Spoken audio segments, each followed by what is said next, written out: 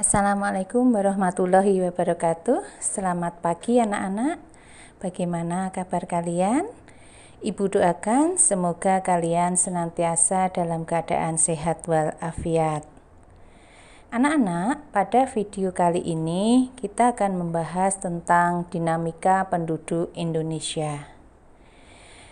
Pada video ini merupakan bagian kedua, yaitu kelanjutan dari video pertama. Bagian 2 ini akan membahas tentang kualitas penduduk dan pertumbuhan penduduk. Terima kasih kepada Bapak Ibu Guru dan anak-anak yang sudah subscribe channel ini.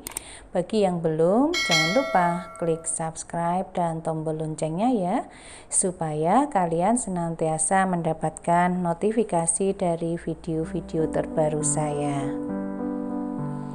Cakupan materi pada video kali ini yaitu yang pertama tentang kualitas penduduk dan yang kedua tentang pertumbuhan penduduk. Mari kita bahas satu persatu anak-anak. Kita mulai dari kualitas penduduk. Kualitas penduduk adalah taraf kehidupan atau tingkat kehidupan penduduk yang meliputi pemenuhan kebutuhan hidup utama seperti kebutuhan makanan, pakaian, perumahan, kesehatan, dan pendidikan. Faktor yang mempengaruhi kualitas penduduk adalah tingkat pendapatan, pendidikan, dan kesehatan anak-anak. Kita akan membahas tentang pendapatan. Kesejahteraan penduduk dalam suatu negara dapat diukur dengan pendapatan per kapita. Pendapatan per kapita adalah pendapatan rata-rata setiap orang di suatu negara selama 1 tahun. Pendapatan per kapita ini dapat dihitung dengan menggunakan rumus PI sama dengan GNP per P. PI itu adalah per kapita income atau pendapatan per kapita.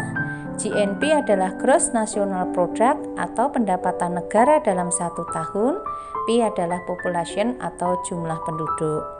Jadi pendapatan per kapita adalah pendapatan negara dalam 1 tahun dibagi jumlah penduduk. Dari manakah sumber pendapatan negara? Pendapatan negara bisa bersumber dari ekspor barang dan jasa. Nah, sebagaimana contoh dalam background video ini nampak ekspor barang dari Indonesia, kemudian juga dari penghasilan pajak, dari hibah atau bantuan luar negeri, dan dari sumber lainnya. Kemudian dibagi dengan jumlah penduduk, akan ketemu pendapatan per kapita. Kita lanjutkan anak-anak. Yang kedua, faktor yang mempengaruhi adalah pendidikan. Sebagai standar untuk menentukan tinggi rendahnya kualitas adalah persentase tingkat pendidikan formal yang telah ditamatkan. Misalnya apakah tamat SD, SLTP atau SMP, SMA atau SMK, akademi, dan universitas. Semakin tinggi lama sekolahnya atau lulusannya, tingkat jenjang sekolahnya, maka akan semakin tinggi pula kualitasnya. Nah, berdasarkan Education Index yang dikeluarkan oleh Human Development Report pada tahun 2017, Indonesia berada di posisi ke-7 ASEAN dengan skor 0,622 anak-anak. Berikut urutannya. Yang pertama adalah negara Singapura dengan skor 0,832. Yang kedua Malaysia dengan skor 0,719. Yang ketiga Brunei Darussalam dengan skor 0,704. Yang keempat Thailand dengan skor 0,661. Yang kelima Filipina dengan skor 0,661. Dan yang keenam adalah Indonesia dengan skor 0,622 anak-anak. Jadi kita berada di peringkat 6. Kita lanjutkan lagi. Rata-rata lama sekolah di Indonesia dibandingkan negara-negara di ASEAN.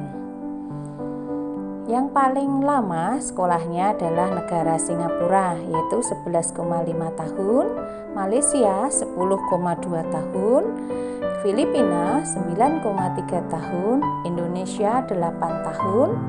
Jadi Indonesia berada di peringkat 4 ya anak-anak. Yang kelima adalah Thailand 7,6 tahun, Laos 5,2 tahun, Myanmar 4,9 tahun, dan Kamboja 4,8 tahun. Nah, itu lama sekolahnya. Kita akan melihat provinsi yang ada di Indonesia anak-anak. Ada 2 kelompok ya, kita kelompokkan 5 provinsi dengan lama sekolah tertinggi dan 5 provinsi dengan lama sekolah terendah. Kita lihat dari 5 tertinggi anak-anak. Yang paling tinggi adalah DKI Jakarta 11,06 tahun, Kepulauan Riau 10,01 tahun, Maluku 9,78 tahun, Daerah Istimewa Yogyakarta 9,73 tahun, dan Papua Barat 9,73 tahun. Sementara 5 provinsi terendah adalah Gorontalo 7,83 tahun, Nusa Tenggara Timur 7,70 tahun, Nusa Tenggara Barat 7,69 tahun, Kalimantan Barat 7,65 dan Papua 6,66 tahun. Ya, itu lama sekolah di daerah provinsi tertinggi dan terendah anak-anak. Mari kita lanjutkan. Nah, ini perkembangan rata-rata lama sekolah usia 15 tahun ke atas di Indonesia menurut data statistik pendidikan.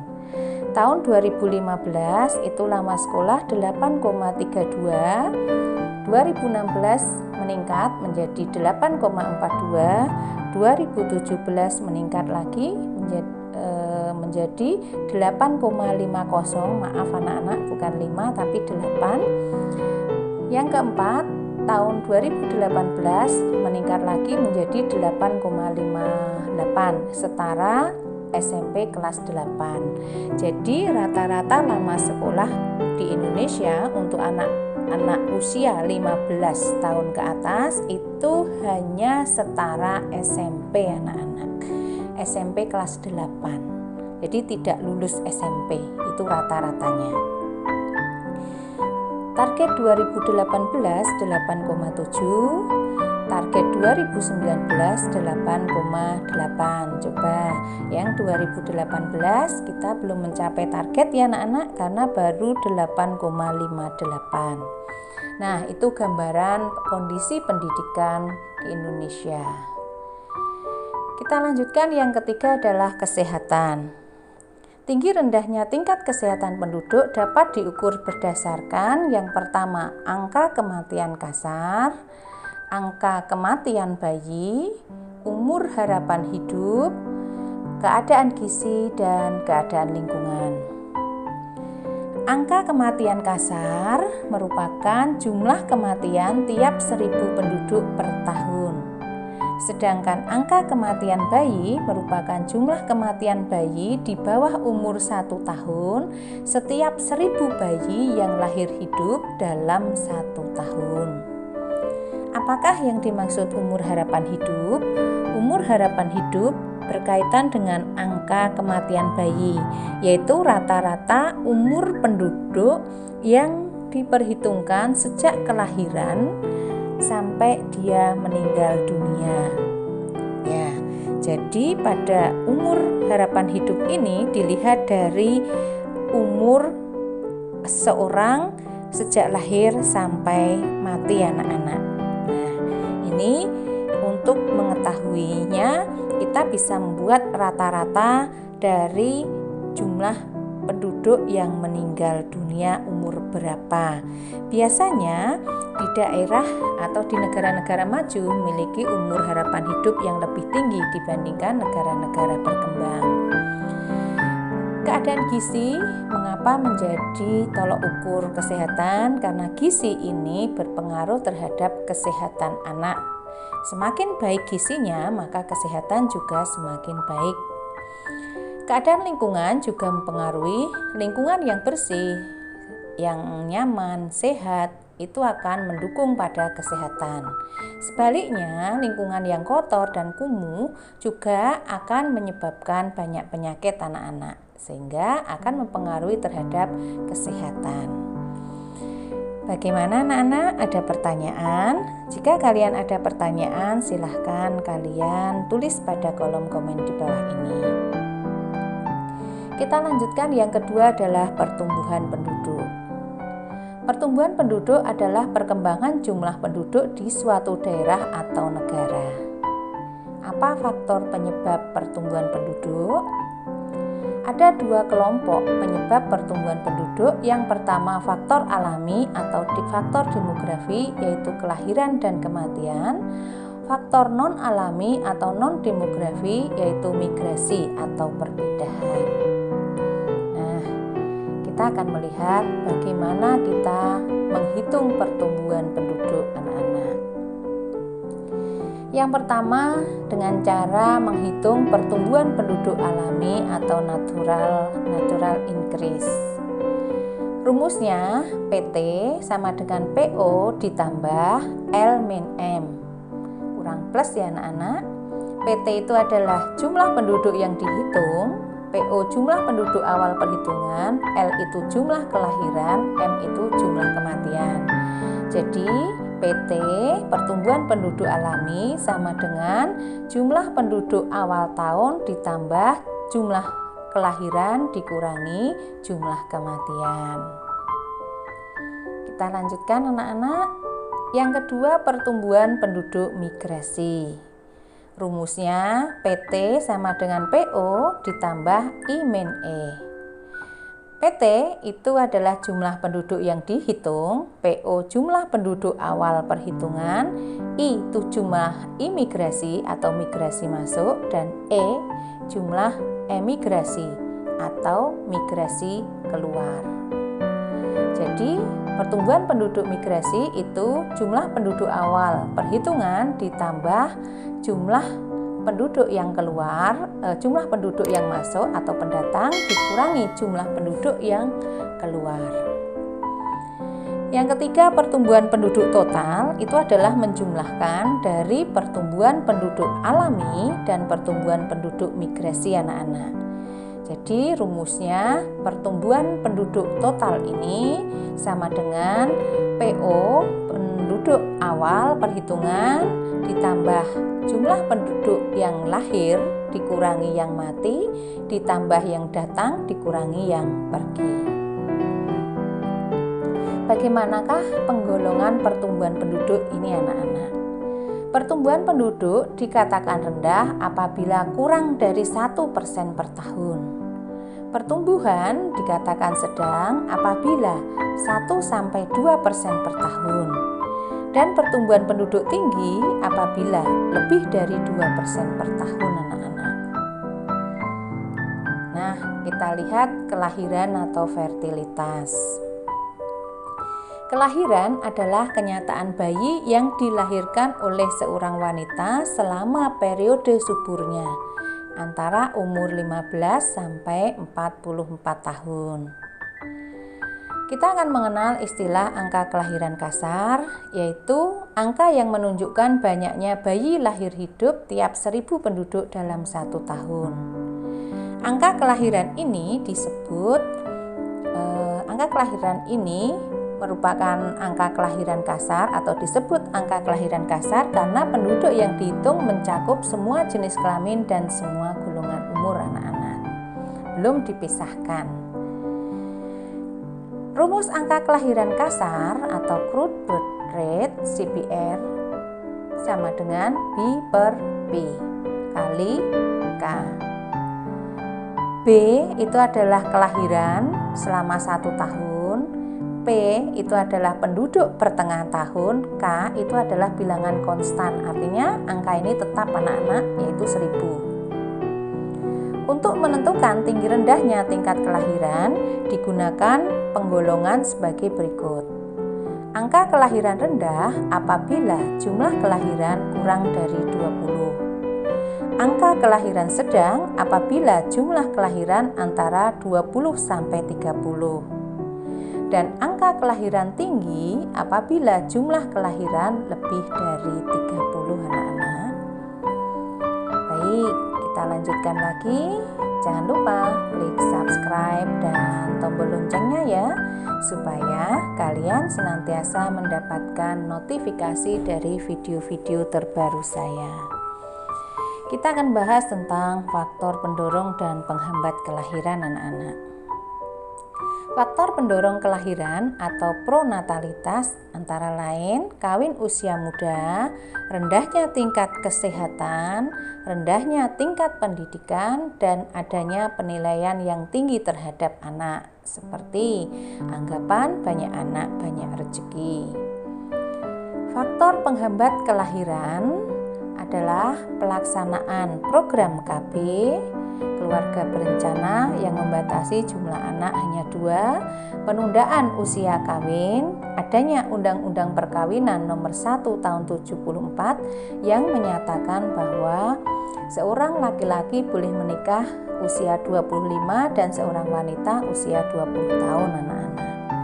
Adanya pembatasan tunjangan anak bagi pegawai negeri, adanya anggapan bahwa anak adalah beban orang tua, dan bertambahnya jumlah wanita bekerja.